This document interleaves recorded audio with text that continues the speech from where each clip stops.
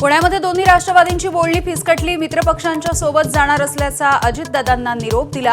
अंकुश काकडेंची माहिती, तर अंतिम निर्णय अजितदादांचाच। सुनील तटकरे अजूनही आशावादी। पुणे महानगरपालिकेचा महाविकास आघाडीचा फॉर्म्युला ठरला। उद्धव ठाकरे, शरद पवार आणि काँग्रेस प्रत्येकी 50 जागा लढणार। उर्वरित जागा मित्रपक्षांना देण्यावरती एकमत। वसई विरारमध्ये मनसे बवियाच्या शेट्टी या चिन्हावरती लढणार, तर ठाकरेंची शिवसेना वसई विरारमध्ये स्वबळावरती लढणार। मुंबईमध्ये राष्ट्रवादी काँग्रेसकडून मलिकांच्या घरामधल्या तब्बल 3 जणांना उमेदवारी। नवाब मलिकांचे भाऊ कप्तान मलिक, बहीण सईदा आणि कप्तान यांच्या सुनेला देखील तिकीट। मुंबई महानगरपालिकेसाठी भाजप शिवसेनेचं 200 जागांवरती एकमत।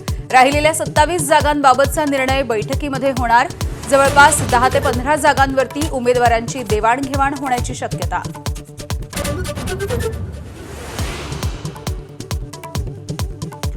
मुंबई महानगरपालिकेसाठी अजित पवारांच्या राष्ट्रवादीचा एकला चलो रेचा नारा। मुंबई महानगरपालिकेमध्ये किती जागा लढणार ते 30 डिसेंबरला जाहीर करू। सुनील तटकरेंची माहिती।